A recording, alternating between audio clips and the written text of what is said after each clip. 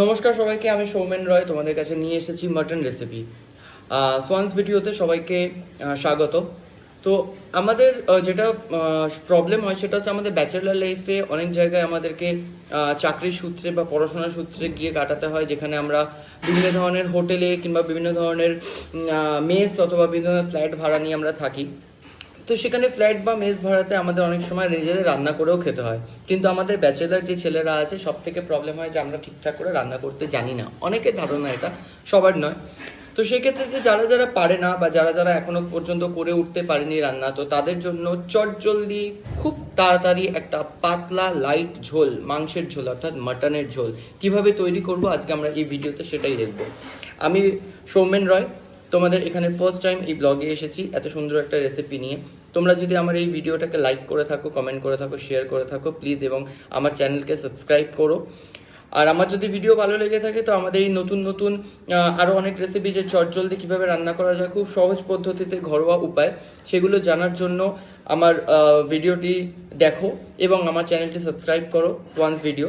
এবং ব্যাচেলার ছেলেদের আশা করি অনেকটাই প্রবলেম সলভ হয়ে যাবে, যারা রান্না জানো না বা রান্না করতে পারো না তাদের জন্য।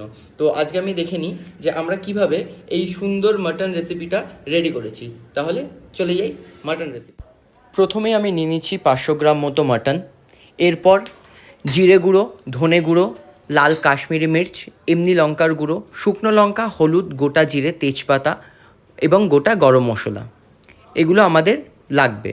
এছাড়া নিচ্ছি কুচো পেঁয়াজ, গোটা গোটা গোটা করে পেঁয়াজ কেটে রাখা, আদা, রসুন, আদা যা নেবে রসুন তার থেকে একটু বেশি, একটা গোটা টমেটো, কিছু আলু।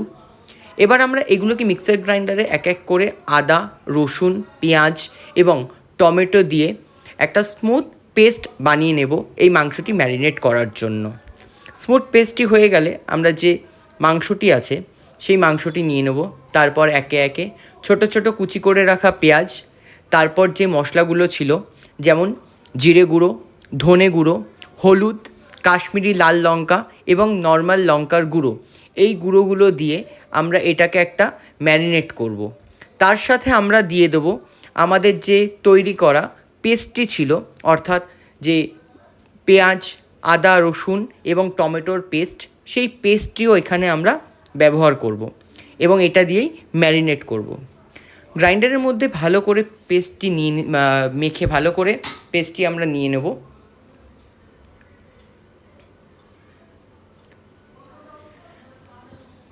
এরপর আমরা অ্যাড করব টক দই, ফ্যাটানো টক দই। অবশ্যই টক দইটা ফেটিয়ে নেবেন, না হলে কিন্তু দানা দানা হয়ে যাবে। আর মাংসের টক দইয়ের একটা আলাদাই ভূমিকা থাকে, সেটা আমরা সবাই জানি। এরপর দিয়ে দেবো স্বাদ অনুসারে নুন। আমি এখানে পিঙ্ক সল্ট ইউজ করছি, আপনারা যে কোনো প্রকারের সল্ট ইউজ করতে পারেন। আপনাদের স্বাদ অনুসারে আপনারা আপনাদের নুনের পরিমাপ দেবেন। এরপর যেটা দেবো সেটা হচ্ছে সর্ষের তেল।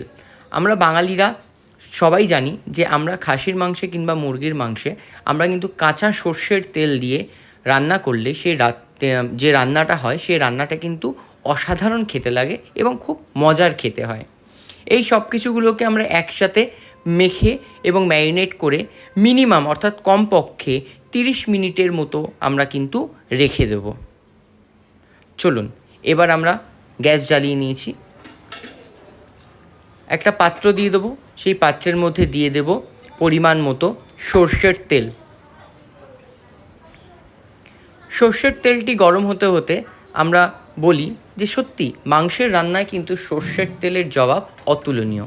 যতই সাদা তেল যাই হয়ে যাক না কেন, কিন্তু সর্ষের তেলের মতো স্বাদ কোনো মাংসে হয় না। এরপর আমরা এক এক করে শুকনো লঙ্কা ফোড়ন দিয়ে দেবো। শুকনো লঙ্কাটা অবশ্যই মাঝখান থেকে ফেলে দেবেন, না হলে কিন্তু ছিটকে আসার একটা সম্ভাবনা থাকে। এরপর আমরা একে একে দিয়ে দেবো লবঙ্গ। লবঙ্গটা ঠিক ওপরের যে কালো দানাটা থাকে সেটা ফেলে দেবেন, না হলে কিন্তু সেটাও একটা ফাটার সম্ভাবনা থাকে। এরপর দিয়ে দেবো এলাচ। আমরা এলাচগুলোকে একটু খুলে নিয়েছি যাতে গন্ধটা ভালো হয়। 2 টুকরো দারচিনি এবং একই সাথে কিছুটা সাদা জিরে। সাদা জিরে আপনারা ফোড়ন দিতেও পারেন, নাও দিতে পারেন, কোনো অসুবিধা নেই, এতে স্বাদের কোনো পার্থক্য ঘটে না। এখানে আমি তেজপাতাটা দিতে ভুলে গেছি, সেই তেজপাতাটা আমি অন্য এক জায়গায় ব্যবহার করব, সেটা তো খুব ভালো স্মেল আসবে। এটা মোটামুটি একটু ভাজা হয়ে গেলে আমাদের সামনে দিয়ে দেবো কিছুটা চিনি। চিনিটা সম্পূর্ণ অপশনাল, আপনি যদি দিতে চান দেবেন, না দিতে চাইলে নাও দিতে পারেন, তাতে কোনো কিছুর পার্থক্য হবে না। এটা মোটামুটি একটু ভাজা হয়ে গেলে আমাদের যে ম্যারিনেট করা মাংসটা ছিল সেই মাংসটা আমরা এই তেলের মধ্যে দিয়ে দেবো।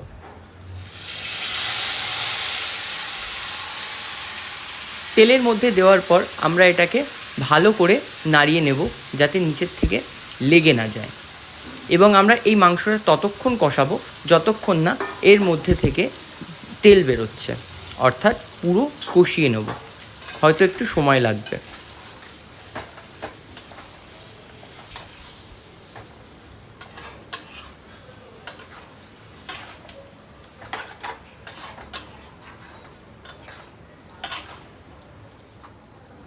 আমি যেই বলেছিলাম যে তেজপাতাটা আমি ব্যবহার করিনি, সেই তেজপাতাটা এই কষার মধ্যে দিয়ে দিচ্ছি। এতেও কিন্তু তেজপাতার গন্ধ খুব সুন্দর আসে। এরপর এটা নাড়াচাড়া হয়ে গেলে আপনারা দেখতে পাবেন যে একটার থেকে বেশ পরিমাণ জলও ছেড়েছে এবং তেলও ছেড়েছে। আমি যেহেতু একদম কম তেলে রান্না করেছি, সেই জন্য তেলটা আপনারা হয়তো বুঝতে পারছেন না। এরপর যে কাঁচা আলুগুলো ছিল আমি ধুয়ে রেখেছিলাম, সেটা দিয়ে দিলাম মাংসের মধ্যে। অনেকে ভেজে দেন, সেক্ষেত্রে আমি ভেজে দিই না, কারণ আমার এরকমভাবে আলু খেতে খুব ভালো লাগে। যারা খাননি তাদেরকে বলবো প্লিজ একবার খেয়ে দেখুন, ভাজা আলু ভুলে যাবেন। এটা মোটামুটি কষা হয়ে গেলে আমি এর মধ্যে কিছু জিনিস অ্যাড করব, সেটা হলো সর্বপ্রথম গরম মশলা। আমি যেহেতু এটা অন্য একটা জায়গায় ট্রান্সফার করব, সেই জন্য আমি আগে থেকেই গরম মশলাটা দিয়ে দিলাম। পরিমাণ মতো মোটামুটি গরম মশলা দিয়ে এটাকে আরেকটু কষালেই মোটামুটি রেডি আমাদের মাংস।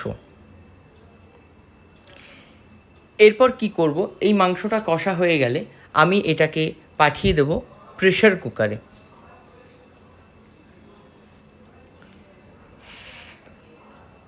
মাংসটা মোটামুটি জল ছেড়ে দিয়েছে, দেখতেই পাচ্ছেন। এরপর এটাকে আমরা ট্রান্সফার করে দেবো প্রেশার কুকারে। প্রেশার কুকারের শুধু 5টা সিটি কিংবা 6টা সিটি, তারপরেই আমাদের লোভনীয় খাসির মাংস তৈরি। একদম চটজলদি, খুব তাড়াতাড়ি রেসিপিটা। যারা ব্যাচেলার লাইফ, যারা রান্না পারে না, তারা কিন্তু খুব সহজেই এই রান্নাটা নিজের বাড়িতে করে নিতে পারেন এবং আপনাদের বাবা মা বা আত্মীয় স্বজন যাদেরই হোক না কেন খুব ভালো খাওয়াতে পারেন। আমরা কড়াইটি একটুখানি জল দিয়ে ধুয়ে এই জলটিও এই প্রেশার কুকারের মধ্যে দিয়ে দেবো। এতে কিন্তু রান্নার স্বাদ আরও বেড়ে যায়।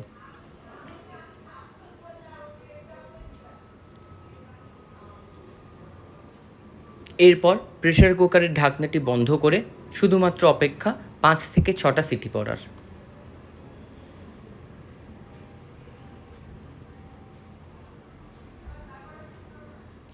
5 থেকে 6টা সিটি পড়ে যাওয়ার পর আমি এটিকে নামিয়ে নিয়েছি, এবং দেখুন কত সুন্দর লোভনীয় একটা মাংসের রেসিপি তৈরি হয়েছে, যা মাটন রেসিপি, একদম লাইট ঝোল, যা গরমে খেতে খুবই ভালো। এরকম ধরনের রান্না আরও দেখতে গেলে আমার চ্যানেলটিকে সাবস্ক্রাইব করুন, দ্য ক্রিয়েটার্স ওয়ান্স ভিডিও। এবং আমার এই ভিডিওটি ভালো লাগলে প্লিজ আমার চ্যানেলটি সাবস্ক্রাইব করুন, এই ভিডিওটি লাইক করুন, শেয়ার করুন এবং কমেন্ট করুন। এবং যারা রান্না পারে না তাদেরকে রান্না শেখার জন্য এই চ্যানেলটি এবং এই রেসিপিটি অন্যান্য জায়গায় শেয়ার করবেন। নমস্কার, আবার দেখা হবে পরবর্তী ভিডিওতে।